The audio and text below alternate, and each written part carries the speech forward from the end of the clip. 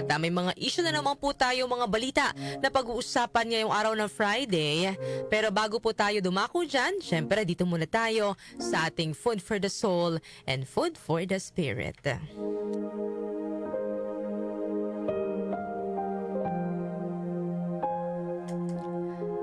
Ang aking pong ibabahagi sa inyo ngayong umaga ay tungkol sa alibughang anak. May isang mayamang ama na may 2 anak na kapwa lalaki.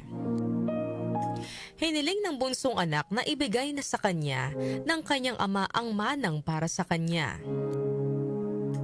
Nang makuha na ng bunso ang kanyang mana, ay ipinagbili niya agad ito at saka umalis patungo sa malayong bayan. Dito niya walang habas na nilustay ang kabuhayang ipinagkaloob ng ama.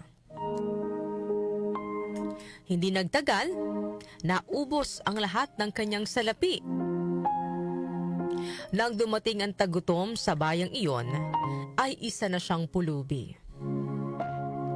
Namasukan siya bilang tagapag-alaga ng mga baboy, at dahil sa gutom, nais na niyang kainin pati pagkain ng mga baboy. Ngunit maging ito ay pinagkakait din sa kanya ng kanyang amo.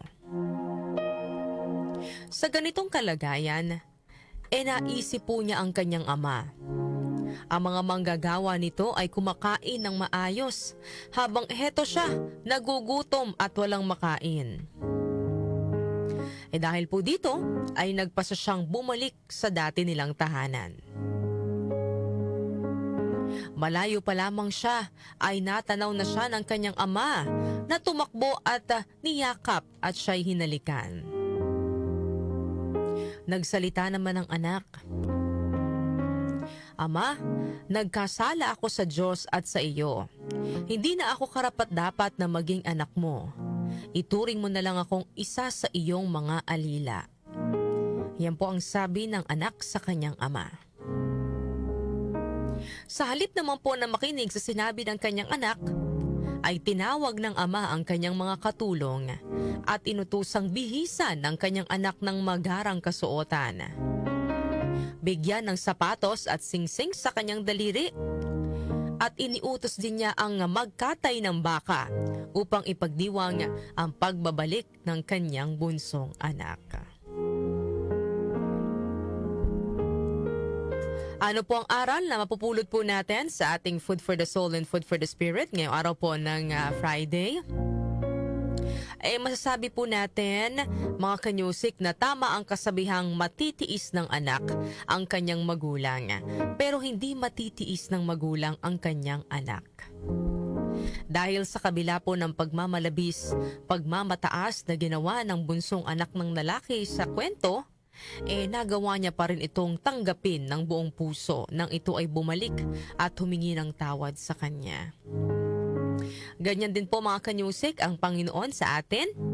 Sa kabila ng paulit-ulit nating pagkakasala sa Kanya, bilang Ama natin, Siya naman ay hindi nagsasawang magpatawad sa atin. Sana ay bigyang pagpapahalaga natin ang kabaitan ng Panginoon at huwag nating abusuhin ang kanyang kabaitan. At sa halip, sikapin po nating wag nang paulit-ulit gawin ang mga pagkakasala na paulit-ulit din nating inihihingi ng tawad sa Kanya. Diba parang mawawalan din po ng saysay yung nagsusorry tayo, pero yung kasalanan na inihingi po natin ng tawad, after ilang days, uulitin din po natin, gagawin muli natin, diba? Ang kabaitan at pagpapatawad po ng Diyos ay hindi po dapat abusuhin, at hindi ito dahilan upang magpatuloy tayo sa paggawa ng mga maling bagay. Hindi po porket ang Diyos ay bukas na tayo ay patawarin, paulit-ulit naman tayong gagawa ng kasalanan.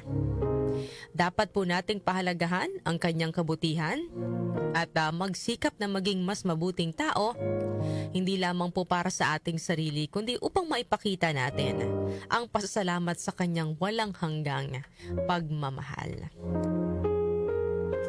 Sabi nga po sa 1 John chapter 1 verse 9, If we confess our sins, He is faithful and just to forgive us our sins and to cleanse us from all unrighteousness.